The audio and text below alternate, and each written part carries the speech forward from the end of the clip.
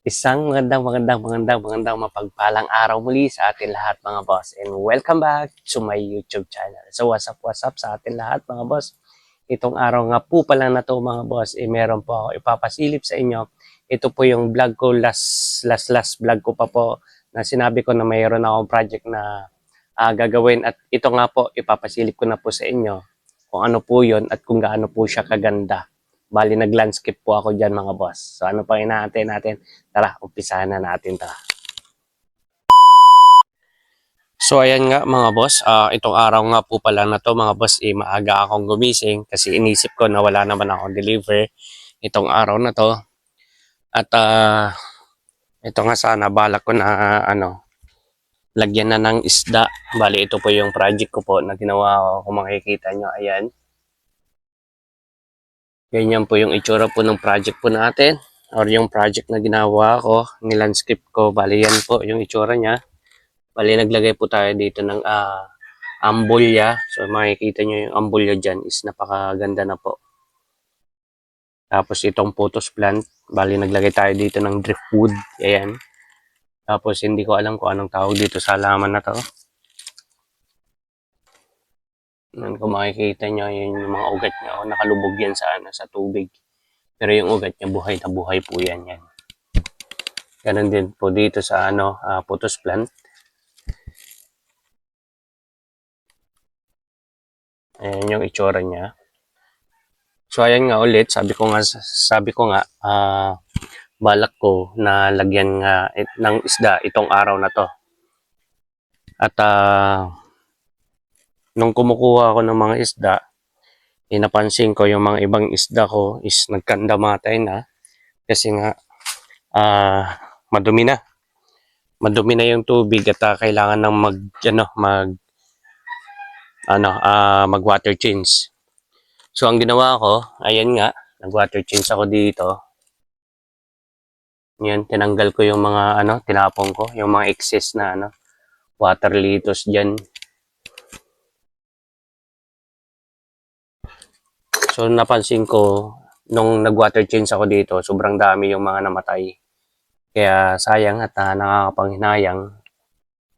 Yan nga, pero marami mga fry na naman ito. Siguro yung mga namatay is yung mga yung mga nanay ng mga to. Tapos ganito din sa kabila, ayan kung makikita nyo, ayan. Dati kasi punong-puno ito ng water litos. So ngayon, ayan na, tinanggal ko na rin, nilagay ko dito. Kasi sobrang dami din yung mga namatay dito mga boss. Isa din kasi na namamatay yung mga isda ngayon dahil sa sobrang lamig yung panahon ngayon. At kung mapapansin nyo mga boss, may ipapasilip ako sa inyo yan. Yan yung ugat ng natin na photos plant. Dito nagtatago yung mga fry. Ayan. Pag napuno po yan ng tubig hanggang dito po yan, yung tubig na nilalagay ko. So marami pong mapagtataguan yan. Hindi basta-basta kinakain. Yan kung makikita nyo yung mga fry yan. Oh. Marami po yan. Yun nga lang mga boss, nung mga time na naglilinis na ako, dahil akala ko nga wala akong deliver ngayon, biglang meron nag-message po sa akin na kukuha po ng 2 aquarium, tapos yung mga isda. So gusto niya po ngayon is ngayon ma-deliver tong araw na to. So sinabi ko din naman sa customer at pinaliwanag ko din naman sa kanya na kailangan pag ganyan na bigla-biglaan yung pagde-deliver at walang naka-schedule, kailangan po. So sinabi ko sa sa customer na kung gusto niya magpa-deliver on the spot, kailangan po niya mag-order ng minimum 1,000.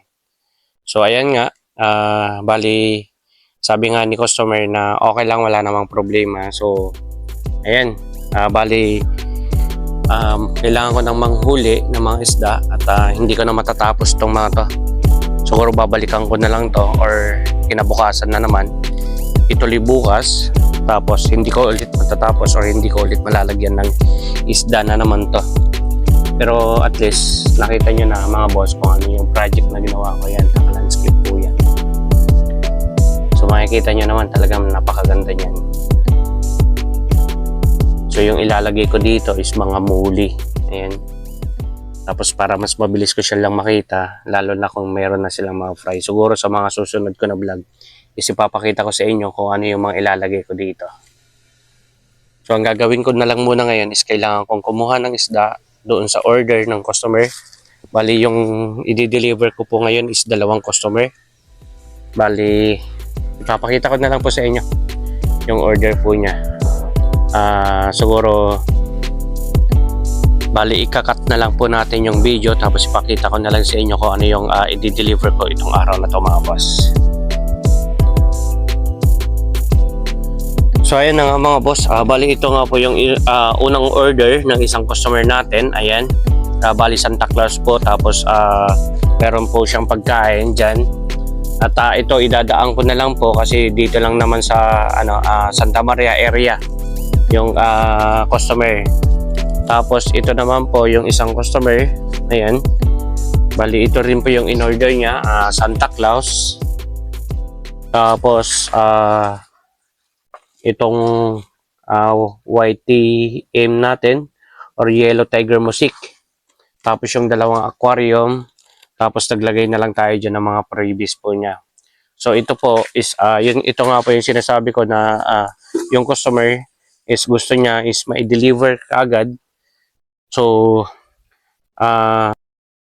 doon sa sinasabi natin na minimum ng 1,000, ito na po yan. Kasama na po yung mga isda, tapos yung 2 aquarium, tapos nagbigay na lang tayo ng freebies. Ayan. Tapos iba din to, ibang customer din to, kaya ayan, itong araw nga po pala na to is kailangan kong ibalik.